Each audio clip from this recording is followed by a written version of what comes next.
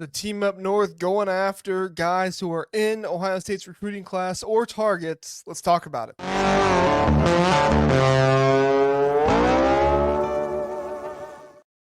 By now, you've heard that Bryce Underwood is going to the team up north for most likely at least $12 million.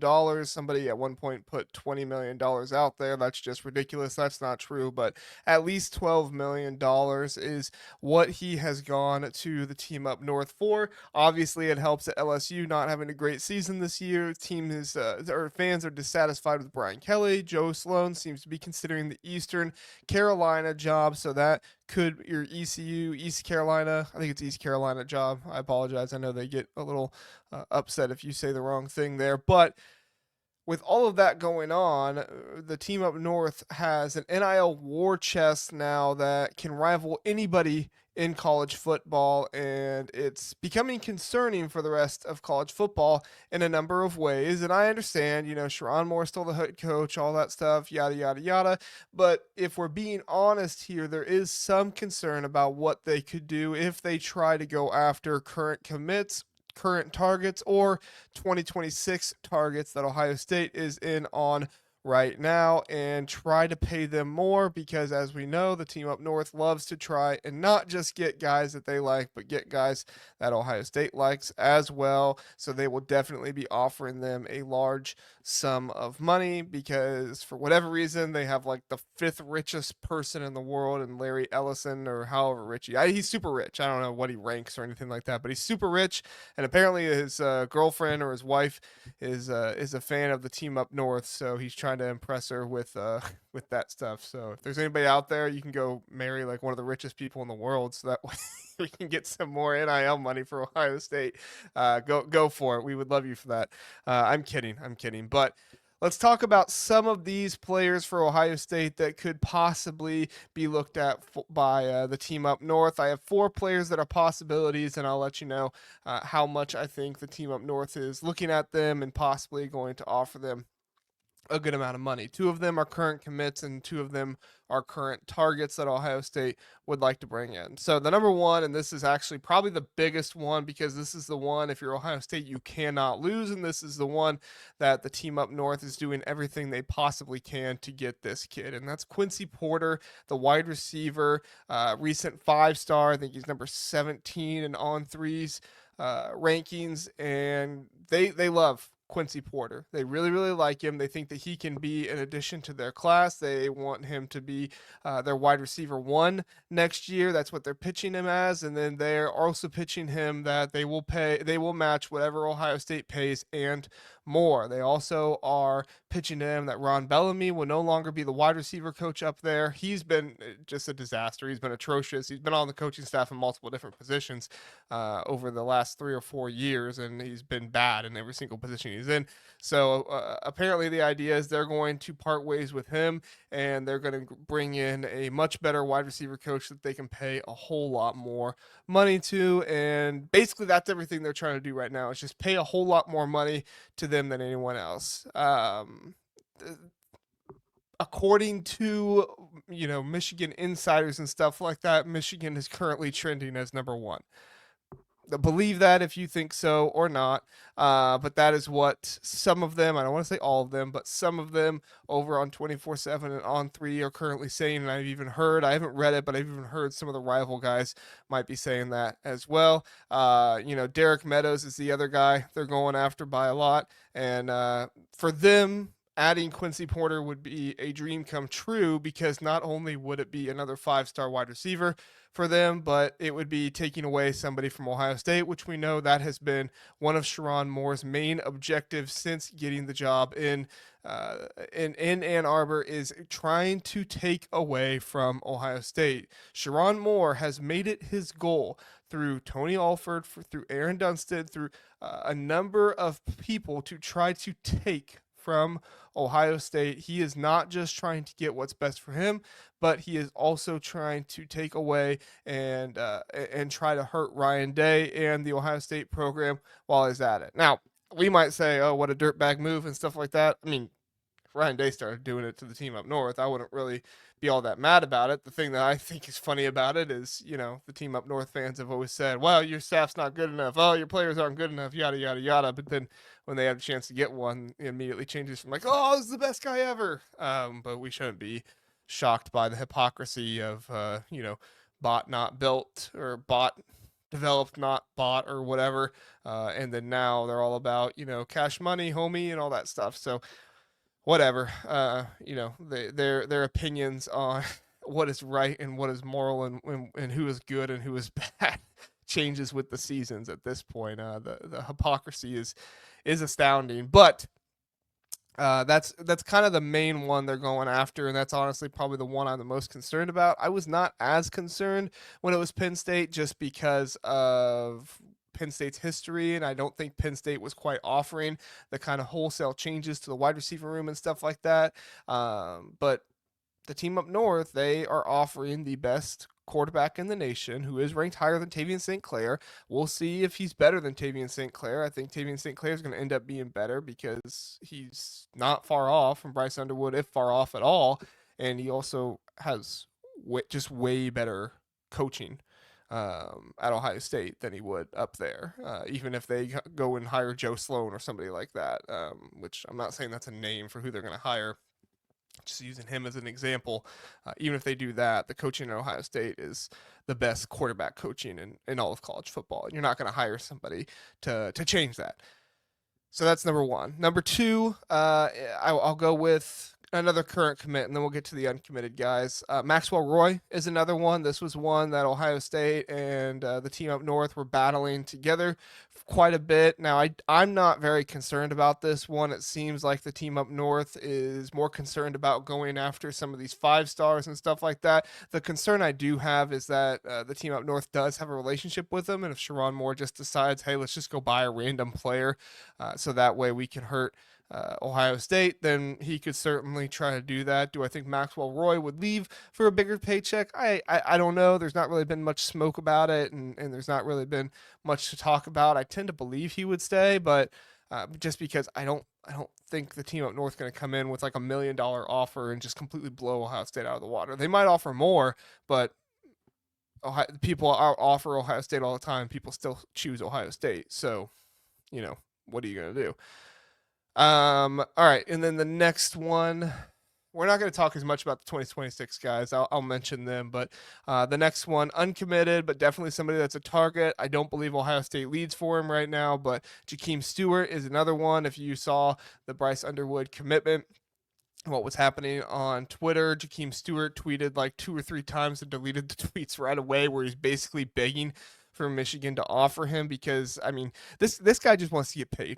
Essentially, he wants to get paid. He wants to get his money, which I'm not saying is bad, right? Like, you're a kid and you have exceptional talent and you want to get paid. I'm not saying it's bad. I do think you need to consider your future, but the team up north does have the perception of developing defensive linemen and doing a good job with it. We'll see how they do moving forward. They did a good job with Mason Graham, but Kenneth Grant has regressed this year with his snap increase. But Josiah Stewart has been good this year. TJ Guys had his moments, but overall, is it the best defensive line development in the nation? No. Have they had a few good players here and there? Yes, but also look at how some of them have performed in the NFL. Mozzie Smith is like one of the worst defensive linemen in the NFL. Chris Jenkins is not doing very well. I don't even know, is he with the Bengals anymore? I don't even know. I know that the Bengals have been cutting some of those players that they drafted from the team up north, which,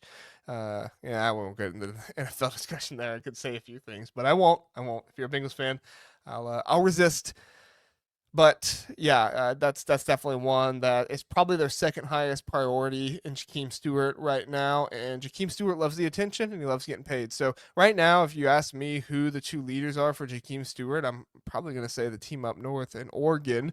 Obviously, the team up north is getting in very late, but when you're basically begging, I turned on my notifications for Jahkeem Stewart after I saw the first one. And like I said, there were at least 2 or 3 more. So who knows? Maybe there was more even before that I saw, but he was basically tweeting at them, tagging them, and then deleting the post just a minute or 2 later.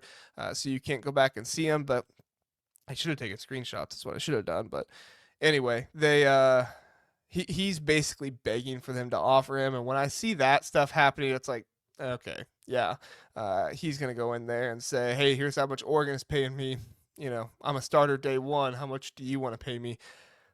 Jahkeem Stewart has incredible physical traits, and he is a specimen that's going to be turned into something. Do I think he's a day one starter? I mean, he's played like what, 1.5 years of high school football. Like, I don't know. I think that's kind of dangerous paying somebody that much. And I'm not trying to cope here with like Ohio State's probably not going to get him. I just being honest, like it's hard to pay somebody that much when they've played that little.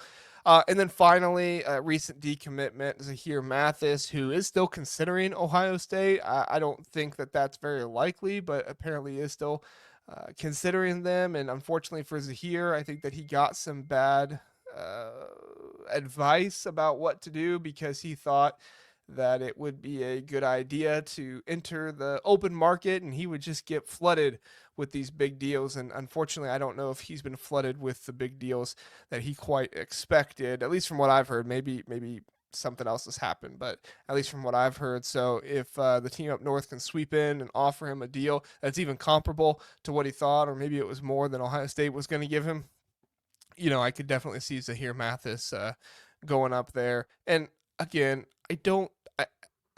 I think a lot of people say like, "Oh, this guy's going there for that much money. All he cares about is the money." Like, I don't know, guys. Like, you put yourself in a 17, 18-year-old shoes, and you have the opportunity to make $1 million. Like, I mean, I don't know.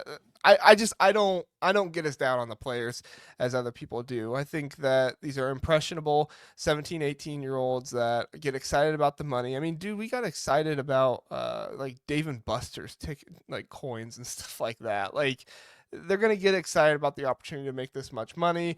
And unfortunately, not everybody has the greatest counsel. I'm not speaking about Zahir Mathis here. I'm just saying in general, not everybody has the greatest counsel in their lives to tell them, like, hey, you shouldn't be just bag hunting. You should be considering your future. What coaches are there? What do you like? What do you dislike? Who's going to stick around? That kind of stuff. All right, enough on 2025 there. Those are kind of just the big ones. If I hear anything else, I'll let you guys know. Here are the 2026, and like I said, we're not going to spend a ton of time on them, but here's the 2026 four guys that for sure the team up north is going after, and Ohio State is going after as well. Adam Guthrie, offensive tackle, Victor Singleton, Albert Hill, cornerbacks, and Savion Hyder. I apologize. I don't know exactly how to say his last name. The number one running back in the 2026 class. They are trying to get all of them on campus. I believe they will get Singleton and Albert Hill on campus as soon as they possibly can, possibly even this weekend. There's a lot of guys considering to come up to Ann Arbor this weekend and have. I mean, they don't care about the game. They just want to have the NIL conversations. They want to figure out what it's like. And this has happened with Ohio State. It'll be interesting to see what happens after guys get up there and start talking NIL, because what happened with Ohio State after all the portal, after using the portal so much, is that Ohio State started to see a lot of recruits come in and just like demand money right away. Happened with, forget his name. He was out of Indianapolis this last time. I think it was Marion Dye. Happened with him to where he just kind of, expected Ohio State to offer him this big, huge check, and he was really excited about it, which, again, I'm not blaming a kid. You should get excited about that stuff. But Ohio State basically pushed him a piece of paper and said, here's what we evaluate you as, and here's how much we're willing to pay you. And the kid basically said, I think I'm worth more. And Ohio State said, we don't. And that's how it got. I think how it went. Like, I think a lot of guys this past class came to Ohio State and having that NIL conversation thinking like, oh yeah, we're just going to get paid because Ohio State has unlimited funds. And it just didn't turn out that way because Ohio State doesn't operate that way. Ohio State operates in a way of saying, here's what we evaluate you as, and if you are committed here, then we will do everything we can to fight to keep you as long as it's not over our evaluation of what we think you are.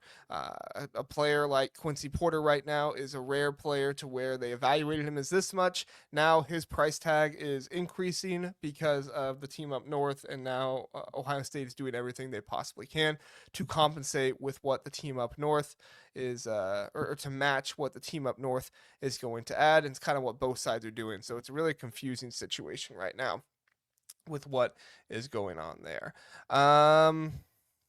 And yeah, those are my 2026 guys. So Adam Guthrie, I think we knew that he would be considering the team up north. There's Max Riley probably going to consider them, but to my knowledge, I'm on the Ohio rankings right now. I don't think Sincere Johnson has heard from him. I don't think Sam Greer has heard from him yet. Storm Miller, I don't think has heard from him. Well, they've been in contact with Will Conroy. I don't know if they've been in contact since the NIL update happened. But yeah, we'll see what happens. Nathan Bernard, he's coming into Ohio State this weekend. I don't think they've been in contact with him, but as always, we'll see what happens. We'll try to keep y'all updated, but at least just a day or two coming off of the Bryce Underwood commitment and what that has done for the recruiting for the team up north. Those are kind of the names you need to be on the lookout for. Of course, more names could always pop up. We could have a name tomorrow where somebody is visiting the team up north and they just decided to come up there that day. It happens sometimes. These things are fluid, but those are the ones for right now. Let me know what you guys think. You guys scared about them possibly coming in, sweeping in, and getting these guys? Do you think that there's no way they're sticking with the Buckeyes? What's you all's thoughts? Please do like and subscribe. Catch me over on the Big Ten Huddle.